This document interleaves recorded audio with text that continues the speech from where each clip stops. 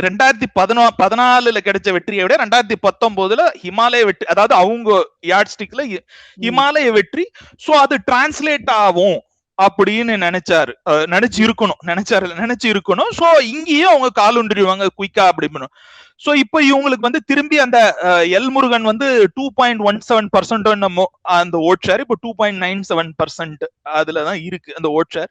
So இன்னும் improve ஆக மாட்டேங்குது. பிளஸ் வந்து அவரு வந்து பிஜேபி தனியா இங்க நின்னு கட்சியை வளர்க்கணும், அது பல வருஷம் ஆனாலும் பல எலெக்ஷன் ஆனாலும் அப்படின்னு விருப்பப்பட தலைமை அதை விரும்பல. அது அவரே சொன்னார் இல்லைங்களா? அது அந்த நேத்து அவரோட அந்த 20 நிமிஷம் பேட்டி அந்த இன்ஸ்டாகிராம் லைவ்ல அவரே சொன்னாரு. சோ அந்த அதெல்லாம் வரும்போது சோ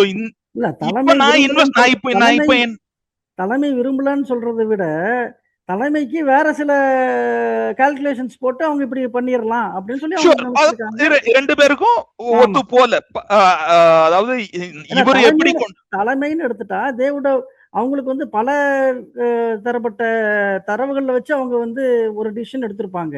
ஷூர் சார், எல்லாரும் அவங்களுக்குன்னு ஒரு ரீசன் வச்சிருக்கோம்.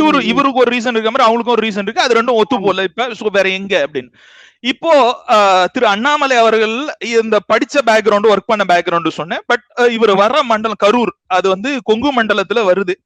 எக்ஸ்டெண்டட் கொங்கு மண்டலத்துல எக்ஸாக்டா வராது. இந்த கொங்கு மண்டலம் பாத்தீங்கன்னா கோயம்புத்தூர், ஈரோடு, சேலம், திருப்பூர், நாமக்கல் 45 சீட்டு, அதாவது 234 அசம்பிளி சீட்டுங்கள்ல 45 வருது. எக்ஸ்டெண்டட் கரூர், நீலகிரி, தர்மபுரியில வர சில பகுதிகள் எல்லாம் சேர்த்தா இன்னொரு 15-20 சீட்டு சேரு. சோ மொத்தம் 60 சீட்டுங்க வந்து சாலிடா குடுக்கிற பகுதியில இருந்து வராரு. நல்ல அந்த அந்த பகுதியில நல்ல செல்வாக்கு இருக்கிற ஒரு கம்யூனிட்டில இருந்தும் வராரு இவரு. சோ இப்ப அந்த ரீஜன்ல இருக்க லீடர்ஸுங்களோட ஏஜ கொஞ்சம் பார்ப்போம். செம்மலை 80 வயசு, செங்கோட்டையன் 78 வயசு, இபிஎஸ் 72 வயசு, தங்கமணி 65 வயசு, எஸ்பி வேலுமணி 57 வயசு, செந்தில் பாலாஜி 50. இப்போ டிவிகேல வந்திருக்க Arunraj, health minister KG Arunraj, அவருக்கு வந்து 46-47 வயசு. 2002 அவர் வந்து எம்பிபிஎஸ் படிச்சிருக்காரு, எம்எம்சில முடிச்சிருக்காரு. சோ அதனால 46-47 வயசு இருக்கும். இவங்க எல்லா லிஸ்ட்லயும் அண்ணாமலை தான் வந்து யங்கஸ்ட் 42. இப்ப 10 வருஷம் போயிட்டு ஸ்டேட் லீடரா நான் ஒர்க் பண்ணேன்னா இந்த ரீஜனை ரெப்ரசென்ட் பண்ற நான் ஒரு ஸ்ட்ராங் லீடரா வர முடியும் அப்படின்றது. பேர் மினிமம் அவர் பாத்தீங்கன்னா இந்த 60ல வந்து 60 பிளஸ் அடிஷனல். இப்போ இந்த 60 1/4 ஸ்பிளிட் பண்ணுதுன்னே வச்சுக்கோ. டிவி கேக்கு வந்து ஒரு 1/4 வருது, ஏடிஎம்கேக்கு ஒரு 1/4 வருது, டிஎம்கேக்கு ஒரு 1/4, இவர் ஆரம்பிக்கிற கட்சிக்கு ஒரு 1/4, 15 சீட். அவுட் சைடு மத்த இடத்துல ஒரு 5னா 20 சீட்டு அவருக்கு வர சாலிடா அவர் கையில இருக்கும். ஸோ அவருக்கு நல்லா வாய்ஸ் உண்டு வரும். இப்ப ஃபார் எக்ஸாம்பிள் 2024 நடந்த ஆந்திரால நடந்த லோக்சபா அண்ட் ராஜ்யசபா கம்பைண்டா நடந்த எலெக்ஷன்ல பவன் கல்யாண் அவர்கள் வந்து சந்திரபாபு நாயுடு அவர்களோட கூட்டணி வச்சு 21 சீட்டு தான் ஜெயிக்கிறாரு. 21 சீட்டு கொடுக்குறாங்க, 21 சீட்டையும் ஜெயிக்கிறாரு அவர். 100% வின் ரேட். அதையும் நம்ம மென்ஷன் பண்ணோம். அந்த 21 சீட்டோட அவர் டெபுட்டி சீஃப் மினிஸ்டர் ஆயிட்டாரு. ஓகேங்களா? அது ஓகே, சரி சொல்லுங்க. ஏன்னா பவன் கல்யாண் அந்த அந்த எலெக்ஷன் வந்து ஒரு ஒன் சைடட் எலெக்ஷன் மாதிரி. இங்க எப்படி டிவிகே வின் பண்ணச்சு அந்த மாதிரி அங்க அந்த சமயத்துல சந்திரபாபு நாயுடு ஜெயிச்சுட்டு வந்தாரு. அந்த மாதிரி ஒரு வேவ் வராதுன்னு என்ன நிச்சயம் திரும்பி. சோ அந்த மாதிரி இன்னொரு ஒரு வேவ் எக்ஸ்பெக்ட் பண்ண இப்போ அடுத்த 5 வருஷத்துல இல்லைன்னா 10 வருஷம் கழிச்சு எப்பயோ. பட் இவர் அவருக்காக போய் ஒர்க் பண்ணி அந்த மண்டலத்துல ஸ்ட்ராங்கா ஆனாரு. ஃபுல் என்டையர் பாதி வருது இல்ல ஒரு மண்டலத்துல மட்டும் வச்சு நம்ம ஜெயிக்கிறதுனால நம்ம தமிழ்நாடு ரூல் பண்ணணும்னு சொல்ல முடியாது. ஏன்னா இல்ல நான் சொல்றது பேர் மினிமம். சோ அவரோட அம்பிஷன் வந்து சிஎம் தான் இருக்கும். சோ இதுல வந்து பெஸ்ட் கேஸ் தெரிஞ்சு அவர் கொங்கு மண்டலத்தை விட சவுத் சைடுல அவருக்கு நிறைய ஆதரவு இருக்குன்னு நான் கேள்விப்பட்டேன். இருக்கலாம். அவரு வந்து மாநில தலைவரா இருந்திருக்காரு, பாத யாத்திரை எல்லாம் போயிருக்காரு. நிறைய அவர் வந்து பப்ளிக்கோட கனெக்ட் பண்றாரு. இல்ல நிறைய பப்ளிக்கோட கனெக்டும் அவருக்கு நல்லா உண்டு, பேசுவாரு. மீடியாவோட நல்லா பேசுவார். he was not media shy. So அதனால ஏன்னா ஐபிஎஸ் ஆபீசர் இந்த சிவில் சர்வீசஸ்ல இருந்து மக்கள் இல்ல மக்களோடையும் மீடியாவோடையும் எப்படி பேசுறது, எப்படி வந்து அந்த டிபார்ட்மெண்ட்டை வந்து ப்ரொஜெக்ட் பண்றது, எப்படி ஃப்ரெண்ட்லியா ஸ்மூகமா கொண்டு போறது, இது எல்லாத்துக்குமே ட்ரைனிங் உண்டு. அதுல ட்ரெயின் ஆனவர்ன்றதுனால பக்காவாது பண்ணாரு. சோ இஸ் வெரி அவர் எப்படி சொல்ல களத்திலயும் அவரால் நல்ல வேலை. கம்யூனிகேஷன் வைஸ் நமக்கு செகண்ட் தாட்டே இல்ல, is one of the best leader. So அப்படி இருக்கும்போது சோ பெஸ்ட் கேஸ் என்னன்னா நான் சிஎம் ஆகணும். சோ நான் சிஎம் ஆகணும், அது ஒண்ணு இல்ல ஒண்ணுமே வைப் அவுட். இது ரெண்டும் எக்ஸ்ட்ரீம் கேஸ்னால விட்டுட்டு நடுவுல ஒரு சம்வேர் இந்த மிடில்னு பார்த்தாலுமே ஒரு கிங் மேக்கர் மாதிரி வர முடியும் அவரு. சோ அந்த பாதிப்பு நான் எக்ஸ்பெக்ட் பண்றது என்னன்னா, ஐ திங்க் 1991ல வந்து ஜெயலலிதா அம்மையார் முதல்ல சிஎம் ஆகுறாங்க. கம்ப்ளீட்டா எக்ஸ்பீரியன்ஸ் இல்லாத ஒரு சிஎம். ரொம்ப அதிருப்திக்கு உள்ளான ஒரு ஆட்சி. அவங்களே தோக்குறாங்க 96ல. ஆனா நீங்க பாத்தீங்கன்னா ஜெயலலிதா அம்மையார் பாத்தீங்கன்னா வந்து அதுக்கு முன்னாடி எம்ஜிஆர் காலத்திலேயே கட்சியில வந்துட்டவங்க. கட்சி வந்து 72ல இருக்கிற கட்சி 90 கிட்டத்தட்ட 19 வருஷம் 91ல அவங்க வின் பண்ணி வரும் 19 வருஷம் இருந்த கட்சி. நிறைய மூத்த நிர்வாகிகள் இருந்தாங்க. இருந்தாலுமே அது மேல பெரிய அதிருப்தி. இப்போ டிவிக்கே நீங்க எடுத்துட்டீங்கன்னா கட்சியே 2 வருஷத்துக்கு முன்னாடி தான் ஆரம்பிச்ச கட்சி. மூத்த நிர்வாகிகள் பெருசா யாரும் கிடையாது. செங்கோட்டையனை விட்டா இன்ஃபேக்ட் சொல்றது என்னன்னா 3 பேர் தான் வந்து இதுக்கு முன்னாடி எம்எல்ஏ. அது வந்து முன்னாடி 1 மாசத்துக்கு முன்னாடி இருந்த டிவிக்கே. இப்ப இருக்க டிவில வந்து நிறைய ஏடிஎம்கேல இருந்து வந்துட்டாங்க. இல்ல சோ அப்படி சொல்ல. சோ அத பத்தி நிறைய விமர்சனம் இருக்கு இல்லையா? சோ அத பத்தி நிறைய விமர்சனமும் இருக்கு. சோ மூத்த அரசியல்வாதி தானே கடம்பூர் ராஜு. ஃபைன் இல்ல நான் அதை டிஸ்பியூட் பண்ணல.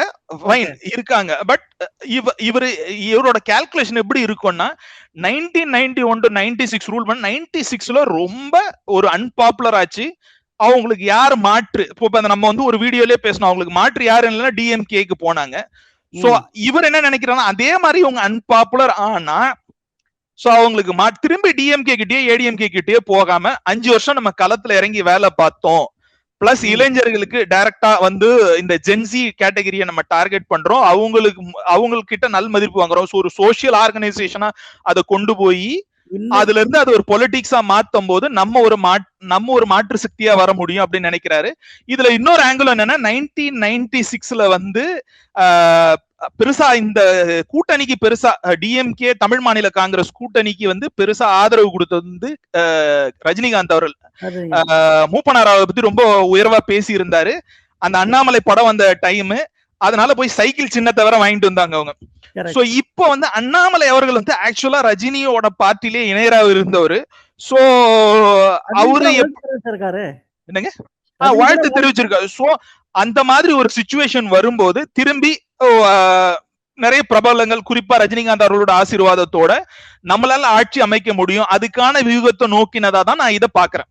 அதனாலதான் இவர் பிஜேபி இருந்து வந்திருக்காருன்னு நீங்க சொல்றீங்களா? அப்படிதான் நான் நினைக்கிறேன். இப்போ உள்ளுக்குள்ள இருக்க அதிருப்தி, இவரோட ஒரு லாங் விஷன் எனக்கு தெரிஞ்சு இவர் வந்து ஒரு தொலைநோக்கு பார்வையாளர். அது வந்து எனக்கு தெரிஞ்சு இருக்கிற பிஜேபி மக்கள்கிட்ட இருக்கான்னு தெரியல. பட் உள்கட்சியில நிறைய பிரச்சனை இருந்துச்சு. இன்டர்னல் லாபின்னு சொல்றாங்க. அதெல்லாம் காரணமாக கூட சொல்றாங்க. ஓகே, உங்க கருத்து இது. பட் எனக்கு ஒண்ணே எல்லாம் அவரு நீங்க பாத்தீங்கன்னா வந்து ஒரு வருஷத்துலயே அவரை தலைவர் ஆக்கிட்டீங்க இல்லையா? அது அந்த அதிருப்தின்னு இருக்கும். எல்லாம் 20 வருஷமா கட்சியில வேலை பார்த்தவங்க. சரி, அத்தனை பேரை வந்து இதுக்கு முன்னாடி இருந்தவங்க எல்லாம் நிறைய லீடர்ஸ் இருந்தாங்க. அவங்களால எதுவும் செய்ய முடியலையே. இவர் ஒரு ஒரு ஒரு ஒரு பெரிய மாற்றத்தை உண்டு பண்ணார். பிஜேபின்னு ஒரு கட்சி இருக்குன்றது பட்டி தொட்டி எல்லாம் தெரிஞ்சது அண்ணாமலை பீரியட்ல தான். இது எப்படின்னா இவரு வந்துதான் பண்ணாரான்றது இல்ல. அந்த சித்தாந்தம் வந்து ஒரு அதுக்கு அந்த சமயத்துல சென்ட்ரல்ல பவர்ஃபுல்லா பிஜேபி இருந்துச்சு, அது ஒரு ரீசன். பட் அந்த கருத்துக்களை அவங்களோட என்னது திட்டங்களை கீழே வரைக்கும் போய் சொல்லி காட்டுனது பெரும்பங்கு அவன் அண்ணாமலைக்கு இருக்கு. இவருக்கு எடுத்துக்கிட்ட அந்த என் மக்கள் அந்த பாத யாத்திரை எல்லாம் அவரோட ஓன் பேபி தானே. ஷுவர் அவர் எதுவும் பண்ணல நான் சொல்லப்பட்ட மத்தவங்க பண்ணதுக்கு ரொம்ப பெரிய இது என்னன்னா இப்ப இந்த கடந்த 10 வருஷத்துல அரசியல்ல பாத்தீங்கன்னா சோசியல் மீடியா ஒரு பெரிய எனேபிளர்.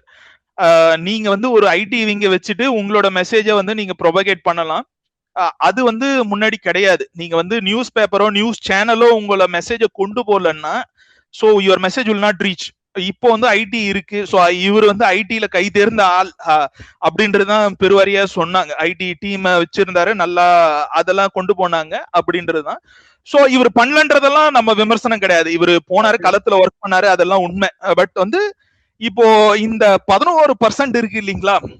இன்னொன்னு கேட்டுக்கிறேன். அதாவது இப்ப எல்லாருமே வந்து டார்கெட்டே வந்து ஜென்சின்றாங்க. பாவம் அந்த ஜென்சி ஜெனரேஷன் என்ன பண்ணுச்சுன்னு தெரியல. யாரை கேட்டாலும் நான் ஜென்சி விட்டுட்டேன், அவங்களுக்கு நான் சோசியல் மீடியாட்ட போறேன். அப்படி பார்த்தா ஒரு கொள்கை வேண்டாம், ஒரு கோட்பாடு வேண்டாம். நான் டைரக்டா போய் ஜென்சியை போட்டு 10 ரீல்ஸ் போட்டு நான் இப்ப 4 பேரை கூட்டிட்டேன்னா நான் வந்து வெற்றி அடைஞ்சவன் அர்த்தமா? சோ அவங்க பாவம் அந்த ஜென்சி ஏன் எல்லாரும் டார்கெட் பண்றாங்கன்னா 2029 வருஷம் வந்து இருக்கிற ஓட்டர் பேஸ்ல சம்வேர் அரௌண்ட் 48% வந்து ஜென்சி தான் இருக்க போதும். அது ஒரு இன்னொருத்தர் யூடியூப்ல போட்டார் ஒரு டேட்டா அனலிஸ்ட். சோ தமிழ்நாட்டுல அந்த அளவுக்கு இருக்க வாய்ப்பு இல்லை, ஏன்னா நம்ம ஏஜிங் பாப்புலேஷன், பட் இருந்தாலுமே ஒரு 40% மேல இருக்கும். சோ அதனாலதான் எல்லாரும் டார்கெட் பண்றாங்க. ரெண்டாவது வந்து ரெண்டாவது என்னன்னா, இது வரைக்கும் எல்லாரும் என்ன நினைச்சிட்டு இருந்தாங்கன்னா ஜென்சி வந்து பொலிட்டிக்கலி இன்வால்வ் ஆக மாட்டாங்க, சீனியர் கேட்டகரி அதை விட ஏஜ்ட் பீப்புள் தான் 40+ அவங்க தான் வந்து ஓட் பண்ணுவாங்க, ஆக்டிவ்லி பொலிட்டிக்ஸ்ல இன்வால்வ் ஆவாங்கன்றது. அதை வந்து டிவிக்கே உடைச்சு காட்டிடுச்சு. இல்ல ஜென்சி வருவாங்க, டிவிக்கே உடைச்சு காட்டுறதுக்கு காரணம் விஜயோட ஃபேன் பேஸ். அவங்க ஃபேன் பேஸ் கொள்கை சித்தாந்தம்னு எனக்கு தெரிஞ்சு ஓட்டு போட்டவங்களை விட கொள்கையை பத்தியே பேசல, மக்கள் வந்து ஆக்டிவா ஓட் பண்ண. எனக்கு தெரிஞ்ச டிவிக்கே வந்து இது வரைக்கும் எந்த ஒரு கொள்கையுமே ரிலீஸ் பண்ண கிடையாது. அவங்க கொள்கை தலைவர்கள்னு ஒரு 6 பேரை வச்சிருக்காங்களே தவிர அவங்க வந்து எந்த ஒரு கொள்கையுமே எனக்கு தெரிஞ்சு நான் படிக்கல. சாரி, உண்மைதான். அவர் வந்து 19 வந்து எல்லாரையும் வந்து சொல்ற பெரியார் இது பண்றாரு. எல்லாம் இது பார்த்தா மேடம் ஜெயலலிதான்றாரு, எம்ஜிஆர் வந்து கூப்பிட்டுக்கிறாரு, மேடம் ஜெயலலிதாவை கூப்பிட்டுக்கிறாரு. இதுக்கு முன்னாடி இருந்த Tamil political and cultural icons எல்லாரையுமே வந்து அவங்களுக்கு வந்து ஒரு வழிகாட்டியா தான் அவர் எடுத்துட்டு போறாரு. அவங்களுக்கு தனியான ஓப்பனா ஆதவர்ஜுனா சொல்றாரு, மக்கள் எங்களுக்கு ஏடிஎம்கே ஒரு ஆல்டர்னேட்டிவா பாக்குறாங்க, நாங்க தான் உண்மையான, இனி கொஞ்சம் போனா நான் தான் உண்மையான ஏடிஎம்கேன்னு சொல்லிடுவார் மாதிரி தெரியுது ஆதவர்ஜுனா. தெரியல, இது ஜஸ்ட் ஒரு மேபி கொள்கை எல்லாம் இல்லாம ஒரு ரொம்ப பிராக்டிக்கலா போற ஒரு குரூப். சோ அவங்களுக்கு என்ன தேவை, அவங்க வாழ்க்கையை முன்னேறணும், சோ அவங்களுக்கு ப்ராமிசஸ் வேலை அப்படிதான் கொண்டு போக பாக்குறாங்க கொள்கையில. பட் இத பத்தி நம்ம முன்னாடியே பேசணும். கொள்கை எல்லாம் நம்ம சொன்னாலும் கடைசியா அரசியல் கட்சிங்க ஜெயிச்சதுக்கு அப்புறம் கொள்கையெல்லாம் மாத்திக்கிறாங்க, கூட்டணி மாறிடுது. இப்ப காங்கிரஸ் விட்டுட்டு போனதை பத்தி எவ்வளவு பேச்சு பேசுறாங்க. அதுக்கப்புறம் ஏடிஎம்கே வர்சஸ் டிஎம்கே, இது எவ்வளவு நாள்? 1989 வருஷம் சட்டசபையில சில கசப்பான சம்பவங்கள் நடந்ததுக்கு அப்புறம் அது வந்து பொலிட்டிக்கல் ரைவல்ரி கூட கிடையாது, தலைமைகள் 2 பேருக்கும் பர்சனல் ரைவல்ரியாவே இருந்தது. அது கரெக்டுங்களா? அப்படி இருந்து அம்மையார் இருக்க வரைக்கும் வந்து அப்படிதான் இருந்தது. ஆனா இன்னைக்கு வந்து இவங்க 2 பேரும் கூட்டணிக்கு பேசும்போது அப்ப எந்த கொள்கை எந்த காத்துல பறந்தது?